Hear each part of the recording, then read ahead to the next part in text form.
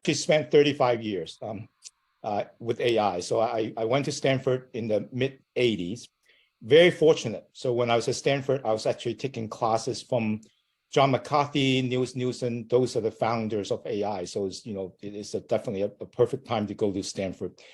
But when I graduated, right, got my PhD in 92, well, AI was not very useful at the time.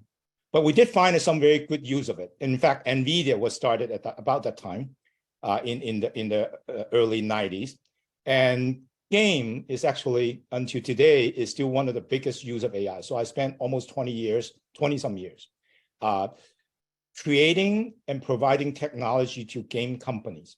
So if, many of the audience, the student probably play games and the parent probably wish they played less games, but game turns out to be a really powerful technology for education as well.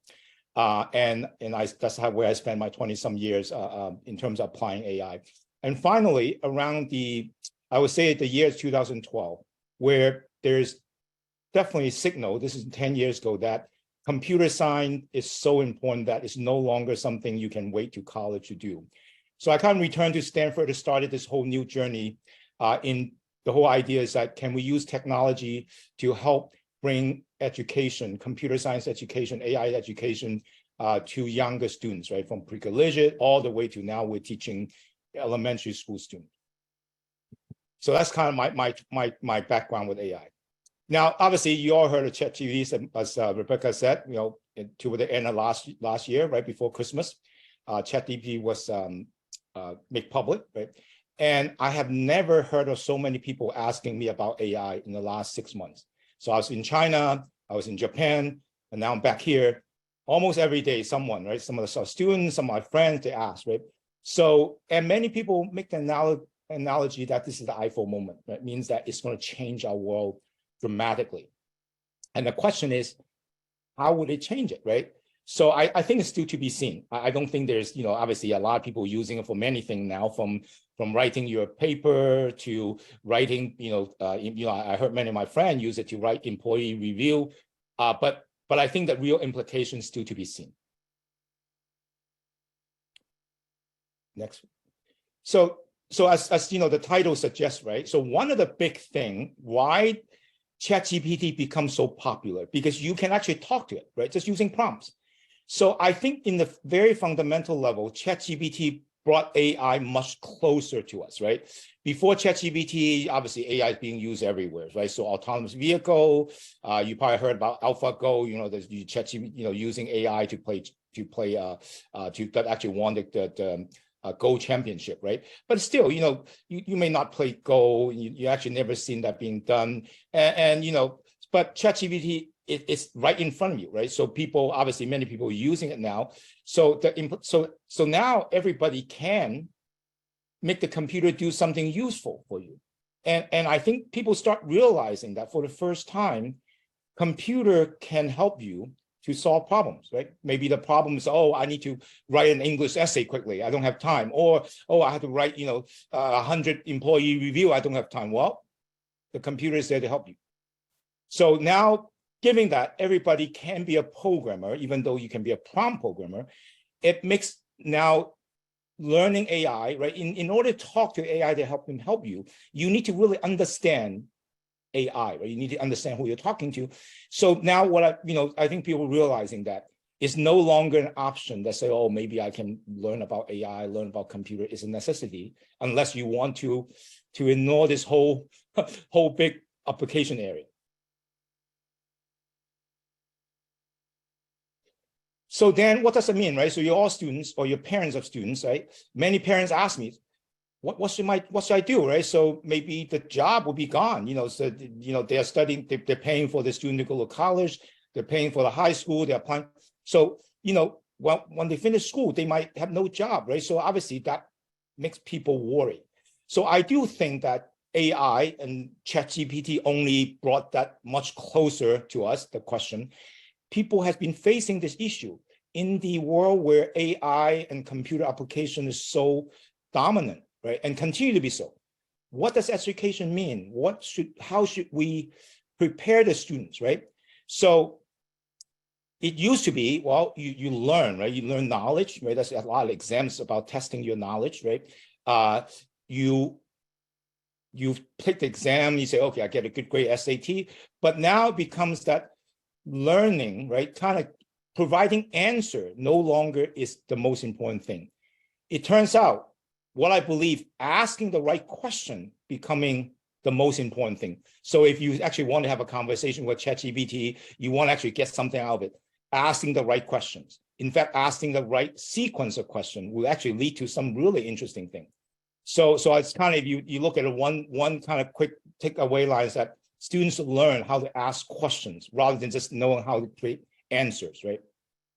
So the second thing that I think ChatGPT brought to us, and also implications that you definitely, if you don't realize that, you should realize that now, that you need to learn how to use computer technology to help you solve problems. It's no longer, oh, I'm very good at taking this exam, taking that exam, great. But someone else actually used a computer, as you know, that it's possible to use computer to take exams, right? So well, the computer, let me tell you, they can prepare for exam much better than you can. So now you need to really understand, how can I use computer, how I use the technology to help you to solve problems, solve much more challenging, much bigger problems. So those, I think, the two major implications in this whole new era, right, what we call the post-ChatGPT era for education. So, but before I go into the whole ChatGPT, right? So I want to give you a little background, right? So I have this kind of unique perspective. I'm probably older than many of you, even older than many of your parents. So I kind of look at the AI from, obviously I didn't start it when AI was started in the early 60s, but in the 80s, it's still the very beginning. So I want to give you kind of a little perspective on AI, how it got here, right? Because you obviously you want to learn more about ChatGPT now, you want to learn AI, but actually when you learn about something, looking at history, right, kind of where it came from is useful. So I want to give you a little perspective, kind of the AI didn't really start it out as, with machine learning. There's actually two different approaches. I want to give you that. I want to see where, ChatGPT, GPT, in fact, the most important thing is the T, right? What is the T? And also the future, right? So obviously you're a student, you want to learn, prepare for the future. What's the future of AI going? And then finally, well, as parents, as students, how do I prepare for it, right? So it's kind of, that's the overall outline for the remaining of the talk. So artificial intelligence. So let me ask you, right? So think for a second. If you want to create an artificial brain, how would you do it, right? How would you do it? Well, there's really two logical approaches, right? One would be, let's see how humans solve problems, right?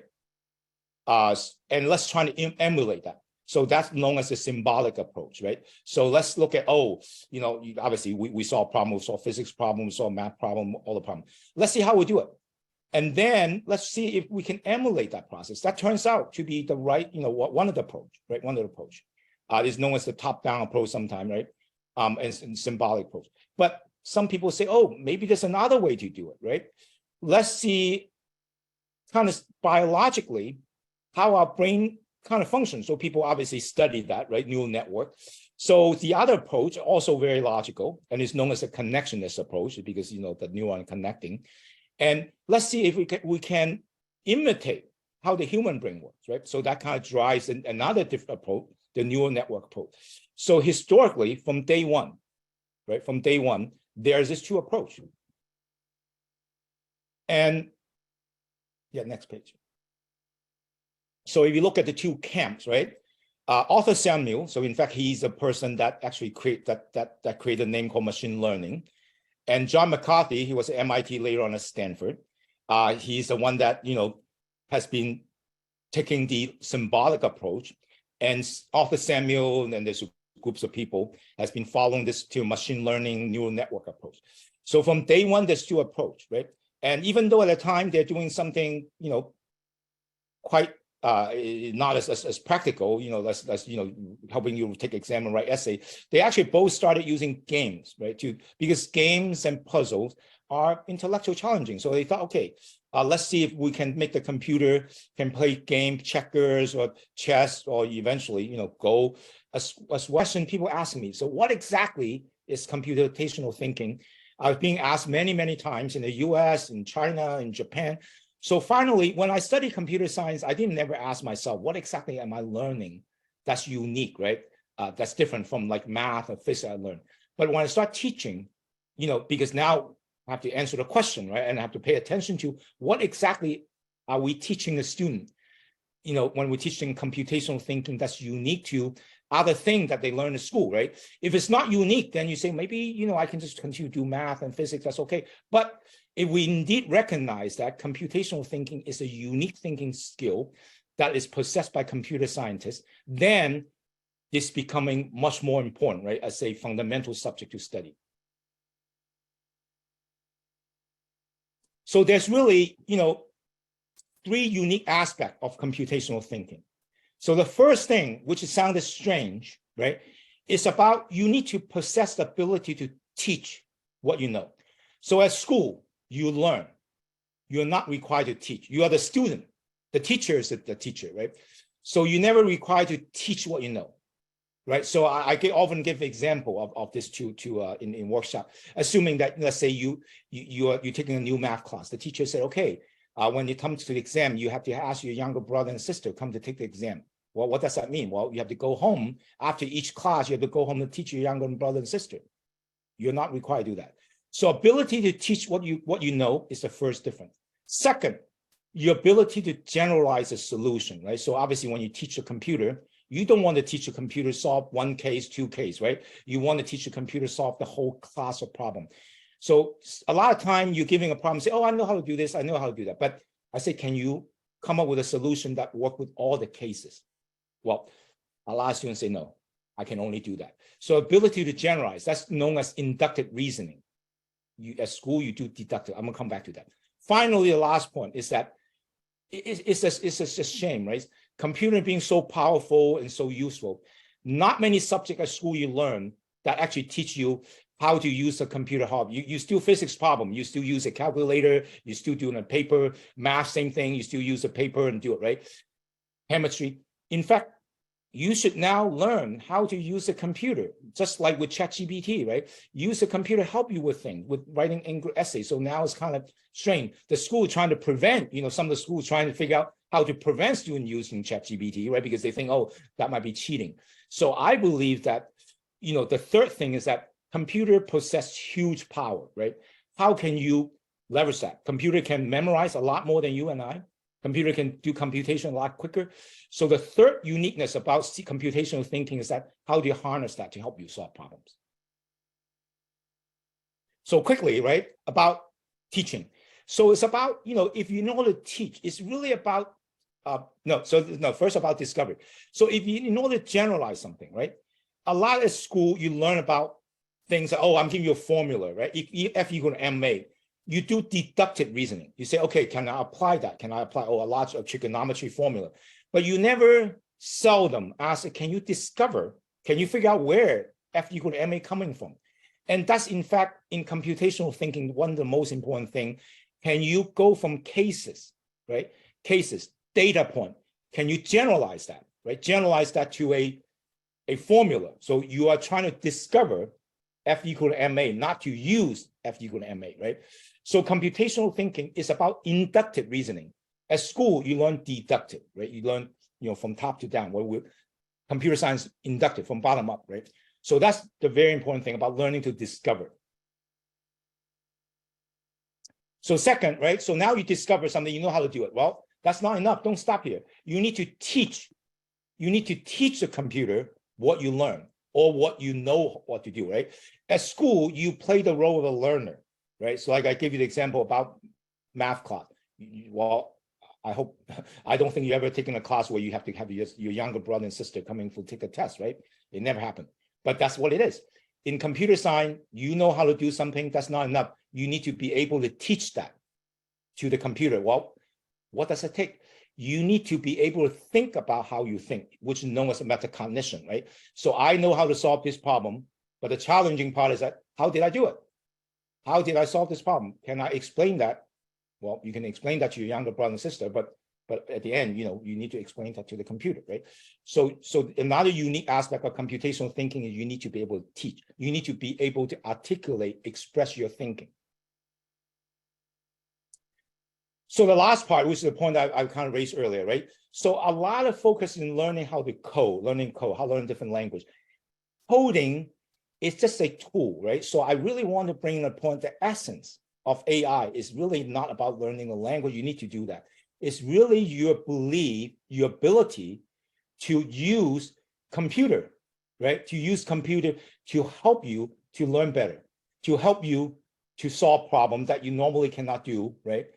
With pens and paper, and help you to explore, right? So as you can, another good lesson for ChatGPT. ChatGPT can process terabytes and terabytes of data, right? And believe me, you don't have time to process that. You don't have the speed. So the most important thing I wanted you to take away is that it's now the time for you to appreciate, right, the power of computer and be able and to recognize that you need to use the computer to help you to learn, help you to solve problems, right? So that's really at the very basic level, that's what AI is. So in terms of, so I believe, right, that, when you learn something, just like you learn math, you learn physics, you don't like, take a summer camp here, math, take a summer camp there, right? You have a curriculum. It should be structured, right? So this is a very simplified view of computer science programming structure. I kind of classify them into basically 3 stages. The first stage, there may be different classes, right? It's kind of exposure and discovery stage. If you as a student today, you have never been exposed beyond like some scratch programming in elementary school, if you haven't actually been exposed to computational thinking, well, you should be exposed to it. Understand the 3 unique points of computational thinking, right? Now, once you expose, say, oh, maybe you say, okay, I got it, but I don't really like it. I'm not very good at it. That's fine. But at least you're exposed to that. But you say, oh, this is really interesting. Like some of them, you're talented artist, talented, a musician. If you say, I'm good at it, so then you should go to the next stage, right? So the next stage will become more practical. Well, some people, many of my students, they are competition. They enjoy that, right? They help them training. Or you say, oh, I'm really interested in the physical part, robots, right? Or you say, oh, I'm interested in symbolic part of AI, right? Or I like to make games. So there's different tracks now. Once you have the good understanding, you build. And then finally, with all these things, just like you learn algebra, you learn trigonometry, you learn geometry, right? So those are different areas. And then finally, so the basic line would be, what you learned at, first grade, right? Arithmetic, right? So like addition, multiplication. Then you learn algebra and geometry. And finally say, okay, now with this foundation, many of you are for college application looking for interesting project, and you can build on that. So that's kind of really simple view of what I consider a structured curriculum for computer